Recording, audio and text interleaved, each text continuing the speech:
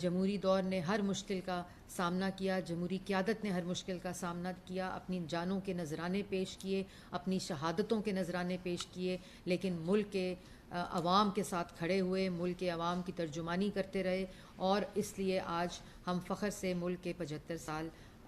منا سکتے ہیں اور اس کی پوری طرح تشہیر بھی کر سکتے ہیں۔ تو میں آخر میں ایک دفعہ پھر کہوں گی کہ اس 14 اگست کے موقع پر اپنے تمام جو تفریق ہے اس کو مٹاتے ہوئے، نفرت اس ملک میں دیکھا کہ نفرت ایک تصادم، ایک فساد، ایک افراتفری کا عالم ہے، آئیں کل 14 اگست کو ہم یہ عہد کریں کہ ہم ملک میں محبت کے بیج بوئیں گے، اتحاد کے بیج بوئیں گے، ملک کو ایک دفعہ پھر اس ترقی کی راہ پر جو موجودہ حکومت ہر کوشش کر کے وہ سمت کو درست کر رہی ہے، انشاءاللہ اس سفر کو ایک دفعہ پھر ہم محبت کے بیج بو کر اس سفر کا آغاز کریں گے۔ کاشف رفیق صاحب نیوز ون سے۔ میڈم یہ فرمائیے گا 14 اگست کی سیلیبریشن ہے اور ڈائمنڈ جوبلی کی سیلیبریشن ہے، اس سیلیبریشن میں بھی یہ دیکھا جا رہا ہے کہ سیاسی طور پہ تفریق پیدا کی جا رہی ہے، کہیں پہ پارٹی کے پرچم جو ہیں ان کو زیادہ پریورٹی دی جا رہی ہے انسپائٹ آف پاکستان کے پرچم کو، اور پنجاب میں انتظامیہ جو ہے اس نے پاکستان کے پرچم کو اتارا اور وہ ویڈیوز بھی سامنے آ گئیں اور پی ٹی اے کے پرچم کو لگایا۔ آپ نہیں سمجھتی ہیں کہ اس ڈائمنڈ جوبلی کے موقع پر اس طرح کی جو تفریق ہے اس کا میسج اچھا لگے گا قوم کے لیے؟ Thank you. میں نے جیسے جی پہلے کہا کہ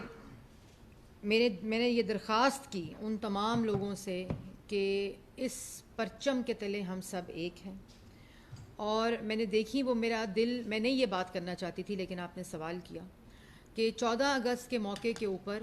جو پاکستان کا جھنڈا ہے اس کو ہٹا کر اپنی جماعت کا جھنڈا لگانا، یہ کیا میسج ہے؟ اور یہ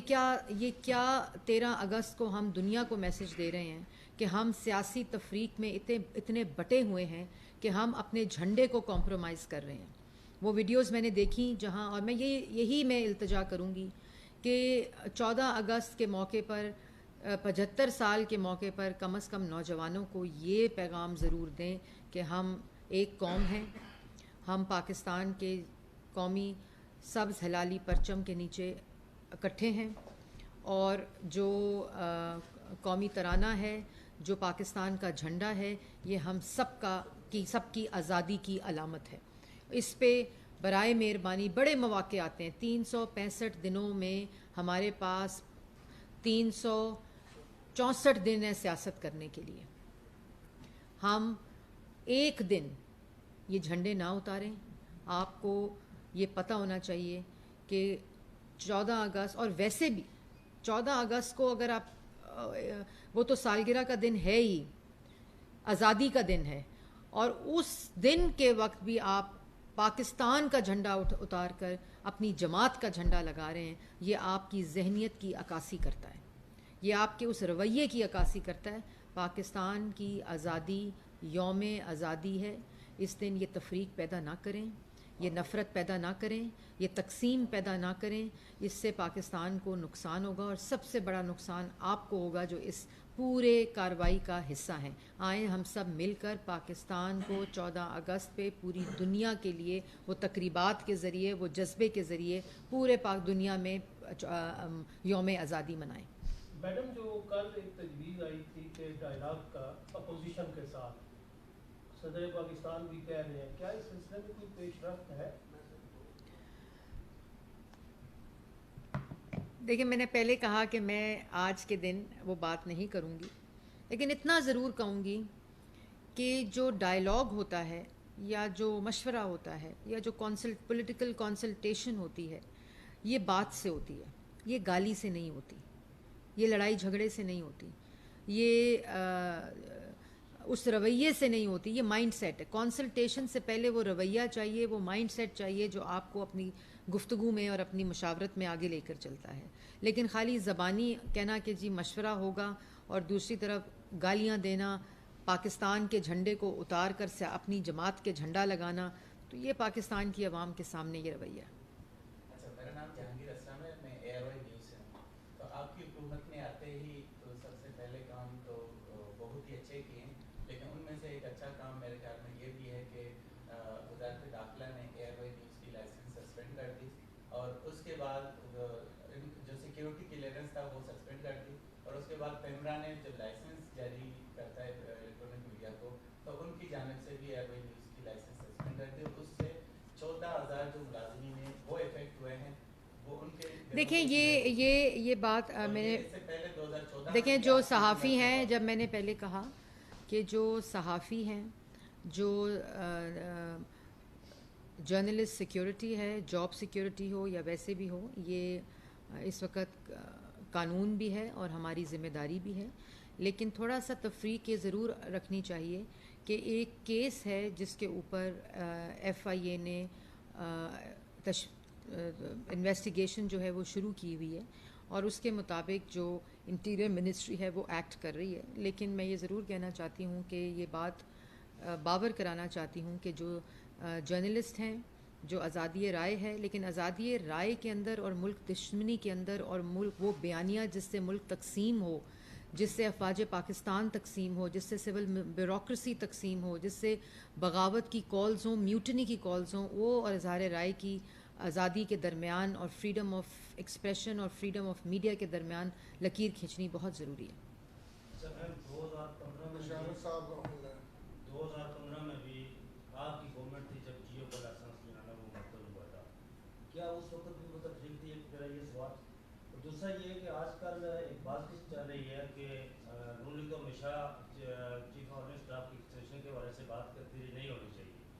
अभी ये बातचीत चल रही है कि उनकी एक्सटेंशन 1 साल के लिए होगी, क्या ऐसा है कि उनकी एक्सटेंशन होगी 1 साल के लिए? किसकी चीफ ऑफ स्टाफ?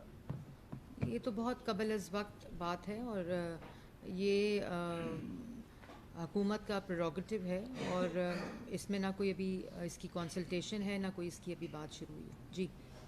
हाफिज माजिद साहब,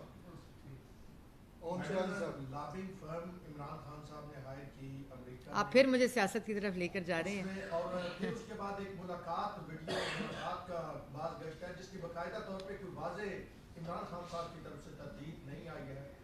तो क्या इमरान खान साहब जो बयानिया इस्तेमाल कर रहे हैं, जैसे साका मिस्र की एक मिसाल हमारे सामने है जमाल अब्दुल नासिर, तो हुकूमत के पास इसके हवाले से क्या डिटेल है? और दूसरा, कल शहबाज गिल ने एक अहम आर्मी ऑफिसर का नाम लिया है कि उनके मुतल्लिक उनसे सवाल पूछा गया, उनसे मुलाकातों के हवाले से, और ये पूछा जा रहा है कि इमरान खान खाते क्या है, तो ये कौन पूछ रहा है, आप तक इसकी क्या इत्तला? दो बातें आपने की हैं। एक बात तो जो लॉबियस्ट फर्म है, मैं आपके सवाल का जवाब दे रही हूँ। मेरी प्रेस कॉन्फ्रेंस जो है वो कौमी तराने पे, वो उस पर कल भी प्रेस टॉक्स हुई हैं, बड़ी तफसील में बताया गया। और अभी 3:15 पे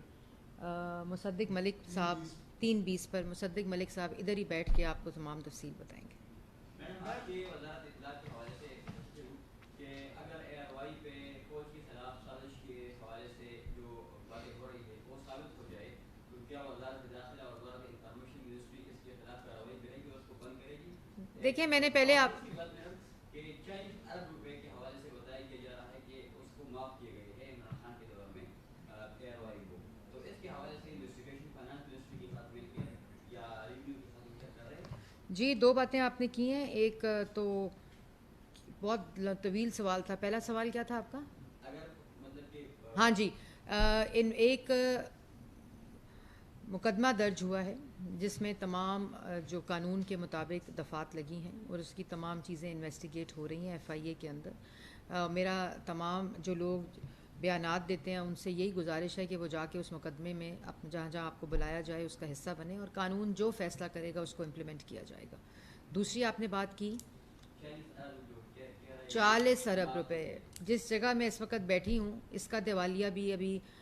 निकाल दिया गया पिछले 4 साल में और ए स्पोर्ट्स बना दिया गया जो ARY का स्पोर्ट्स चैनल है। और इसके साथ साथ जो FBR के अंदर जो आप बात कर रहे हो एग्जेम्पशन ऑफ टैक्स की, उसके ऊपर भी पूरी कार्रवाई शुरू हो गई है और उसको भी इन्वेस्टिगेट किया जा रहा है। इस मुल्क का एक पाई और एक धेला भी किसी को खाने नहीं दिया जाएगा।